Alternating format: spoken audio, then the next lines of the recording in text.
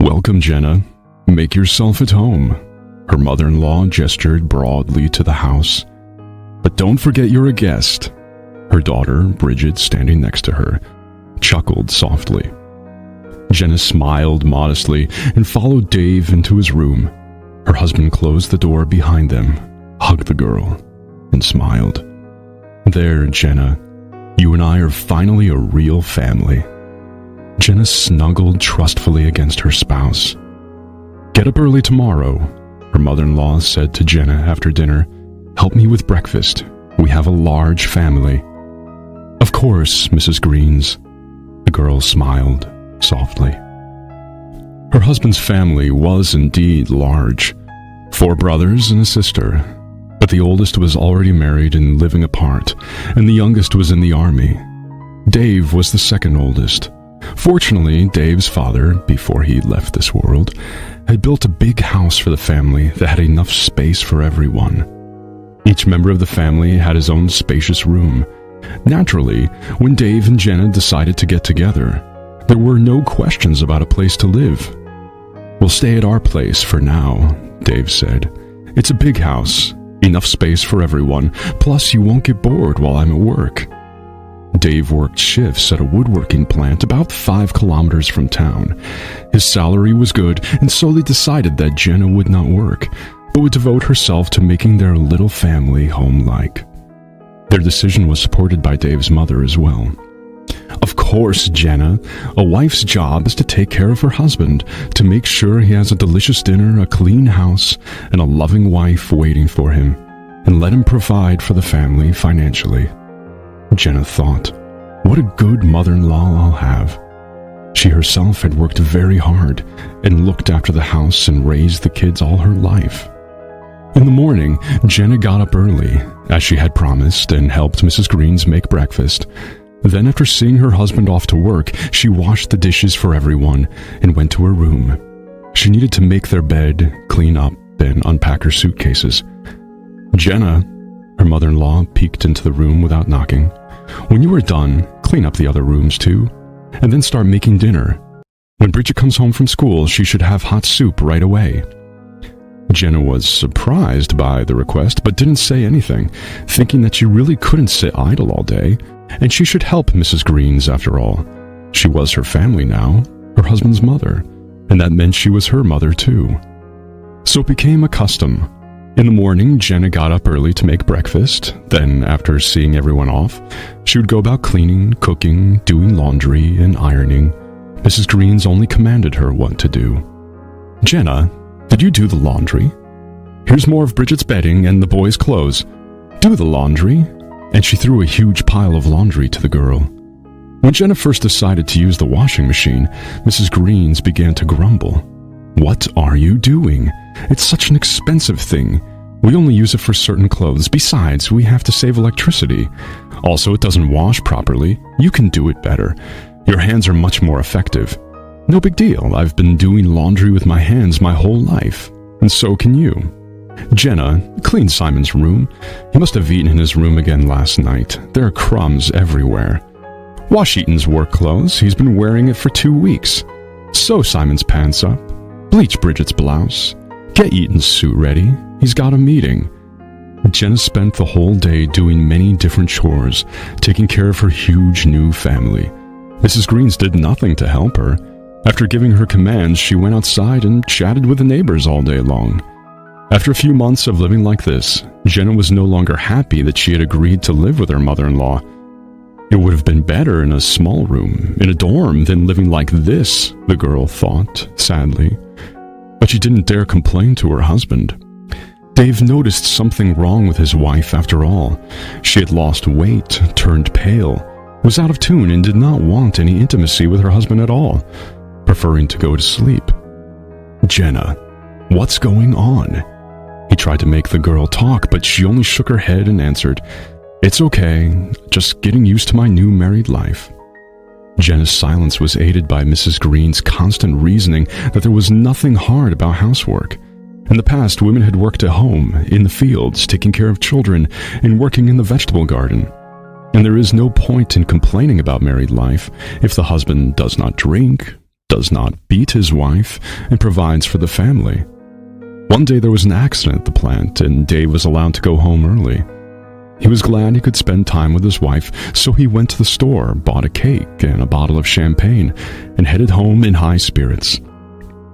He was surprised when he didn't find his wife at home.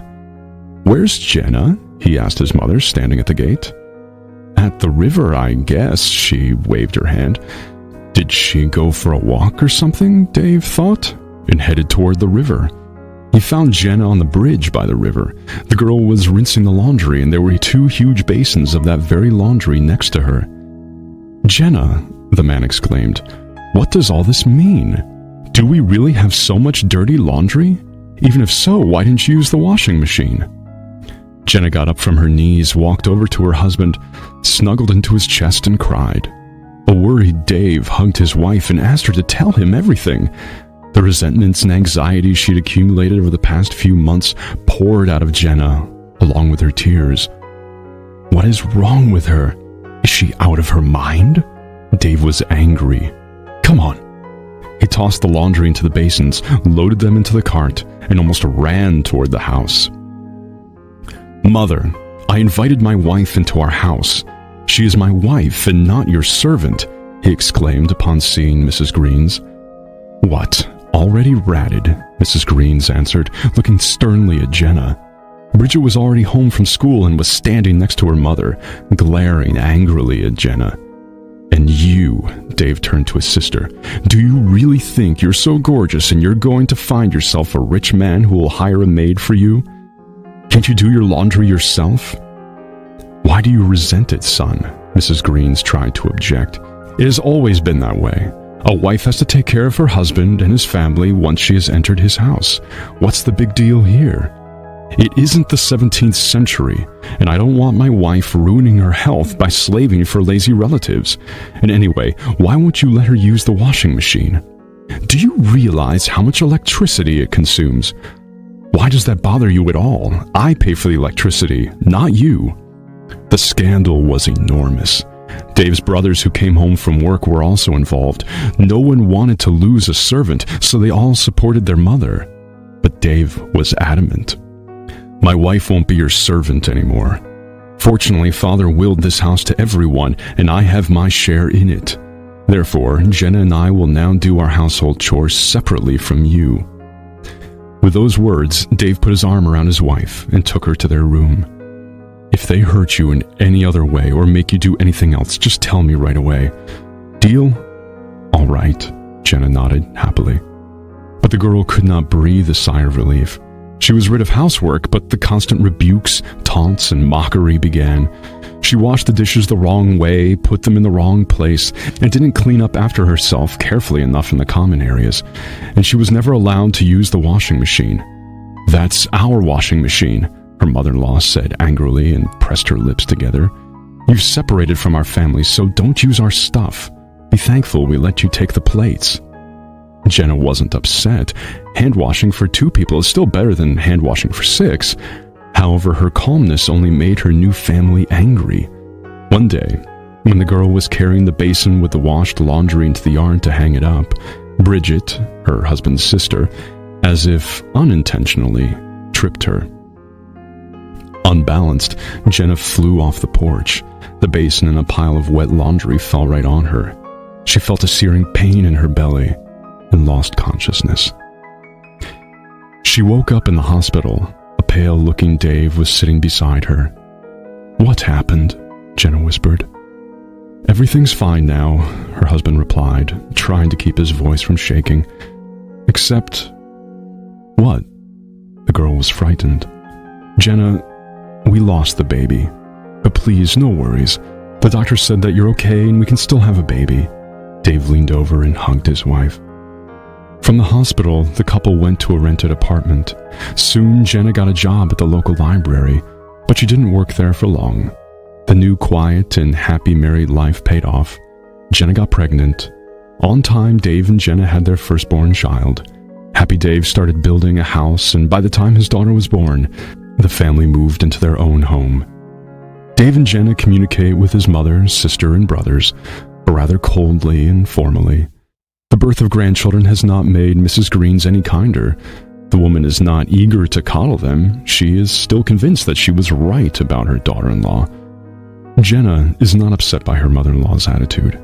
She is perfectly comfortable with help from her parents and the care and love of her husband. This story is based on real events that happened in the life of a close friend of the author. Thanks to her for sharing her story, the reality was even worse. Dave and Jenna lived happily together for 45 years. They had 4 children whom they raised and gave a great start in life. Sadly, Dave passed away, but Jenna is still babysitting 12 wonderful grandchildren and 8 great-grandchildren.